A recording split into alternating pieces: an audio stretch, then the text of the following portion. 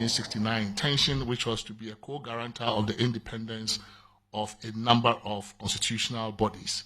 So we have given it a fuller mandate in the area of appointments, so that a number of the appointments that hitherto had been done by the president in his sole discretion or with very little input now would be actually funneled through the Council of State, and they would do a bit of the heavy lifting, doing the recruiting, the selection, and then would then end up with a nomination for the president. There are also, I think, one of the areas that we think is also important is the way the relationship between the executive and the legislature is organized. There has been a lot of talk around the separation of the two. We have looked at the evidence. Clearly, it works for some countries. We know that in Britain and other places, the entire executive comes from the legislature. That's fine for them. It's worked. We have looked at our evidence, and it does appear that it's not working quite well here. And since we're supposed to be doing actionable recommendations, we thought, well, it also has to respond to our specific context. So we're proposing that what we have called the hybrid, which we have run for some time, over 30 years now, that we dispense with it and separate the executive from the legislature, so that we can have a parliament that focuses on its task and thus and leaves the executive to also do its task. One of the other things that we think would be new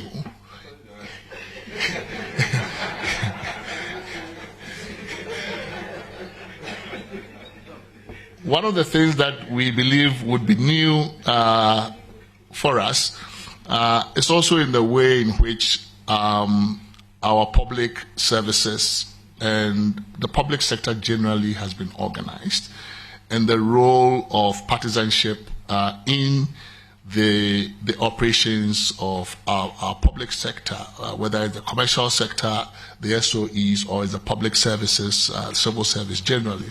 So we have made quite a number of recommendations there to try and separate party from state. We can't separate party from government because parties run to get into government. So that affinity remains.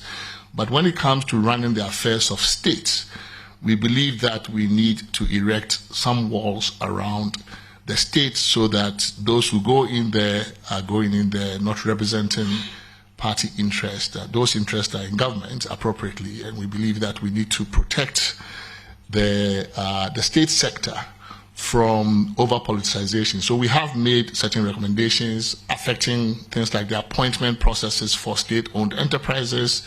We also think it's about time to draw in SIGA, or a SIGA-like body, into the Constitution. We've always maintained this fiction in our Constitution, that the public services, those public corporations of a commercial nature, do not belong in the Constitution. So we've kept them away, and while they are not strictly public services, we believe that the kind of impact they have on the economy, the scale of their operations, the percentage of GDP that they control, the contingent liabilities they impose on us, the systemic risk, all of those things justify bringing them closer to the Constitution, so we can put some oversight and regulations around them. So we are bringing in a SIGA-like body. We don't know if it's going to be called SIGA, but they're usually called commissions. So we don't know if SIGA wants to be called a State Enterprises Commission again. But that's something of the sort is what we're proposing. I think lastly, the issue of electing MMDCs, I want to return to that a bit.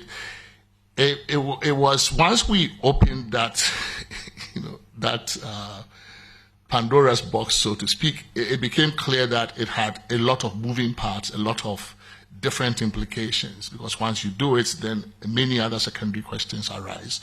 So we thought it needed to be done in a more systematic, orderly fashion. So what this committee has done is provide something of a roadmap, but then somehow leave the details to this devolution commission with some principles to really roll it out. Because partly we think maybe just starting with 261 elections across the country for districts, some of which are too atomistic, too small to even be viable, may not be the best way to start it. So we have more or less proposing a rolled out or a phased-in kind of devolution where certain districts that meet certain objective benchmarks would begin the process of electing their mayors while others graduate into the process. It's not peculiar to Ghana. I think even in UK, not every city gets to elect their mayor. You have to more or less meet certain benchmarks before you graduate into that category. So we're proposing a similar arrangement where the Devolution Commission applying certain criteria and benchmarks that are transparent and objective will then roll this out so that we don't have this, we have devolution but in a more orderly, systematic fashion. So those are some of the highlights of the report. There isn't, we couldn't find a place for a third term for the president. So we looked and looked and looked. We couldn't find. I mean, we realized that the president himself doesn't like it. Nobody really seems to like it. There wasn't much of a demand for it at all. The only thing about that was the invitation for us to clarify ambiguity, and we didn't even want to go there. We didn't think that 66.2 raised any issues in terms of ambiguity, so we kept it the way it is. However, we believe we took to heart the recommendations that we got from many of the eminent persons that we met, including some who have occupied your seat, that the 4-year term was short.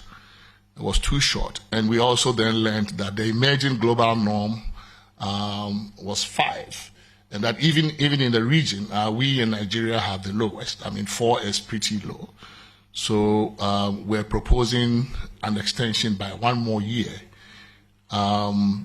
We have coupled that with certain recommendations on in the area of campaigning, because the claim was that the president takes about 6 months or so to set up, and then 1 year campaigning and all of that. So we thought, okay, so if we then follow the example of other countries in Africa, including Senegal, where there is a definite campaign period before which you cannot do electioneering. You can't put posters, can't put billboards, can't do jingles, can't do rallies. So it's like the fishing season. You have to open it before you can go fish. So we are proposing a campaign season, a short one, so that government will have time to govern, and that the people we elect to do the government's business will really have time to focus on governing as opposed to doing campaigning. So for the first time, we hope, if this is accepted, that we will have a political or electoral environment where campaigns, we do not run 24-hour, 24/7, 4-year campaigns, but where there is a definite period before which parties and candidates may not do campaigning. We think that would free up time for governing. But I think some of the changes we've also made in the area of appointments, I think will also unburden the presidency and also allow the president to focus more on the real business of governing as opposed to being saddled with many appointments, some of which we believe that the president will be more than happy to give up. So these are some of the highlights. We think on the whole we have done the best job that we could, given the opportunity. Where there are difficult issues that cannot be immediately resolved. For example, how do you integrate chiefs into local government at the town and village level? This is where people live their lives. This is where chiefs tend to have most power. But it's going to be a radical transformation. So we thought, instead of this committee making that decision, that the Devolution Commission then can open dialogue with the National House of Chiefs and the Regional House of Chiefs, and then with government, and begin to fashion out modalities for that integration. So those are some of the decisions. It wasn't an attempt to kick the can down the road, but we believe that some of these decisions need a little bit more deliberation and more thought and more systematic approaches. So we have deferred those ones to bodies like the Devolution Commission, which we believe will help. For the Attorney General, we want to take some of his powers so that oral will be done by some other body next time. So what we are proposing there is that because of the system we run, we don't have a career civil servant being Attorney General. We think that raises challenges when it comes to prosecuting political corruption and other issues affecting politically exposed persons. So we are proposing an ethics and anti-corruption commission that can be cobbled together from some of the agencies we already have. So SHRAJ has some anti-corruption work, not prosecution. We think SHRAJ can just focus on the human rights and ombudsman work. There's plenty of that for SHRAJ to do. So we would take SHRAJ's anti-corruption mandate, couple that together with what probably the OSP and other agencies currently do, and then create out of that mix a new commission, which would then handle cases of corruption so that the AG can be freed to do, the international arbitration and the big constitutional cases and all of those other legal policy issues, reforming legal education, the profession, and all of those things. And so we can see more of him. Now we don't see him at all because the anti-corruption work is taking all of his time. So we think he should be happy to see what it is that we're proposing. So thank you very much.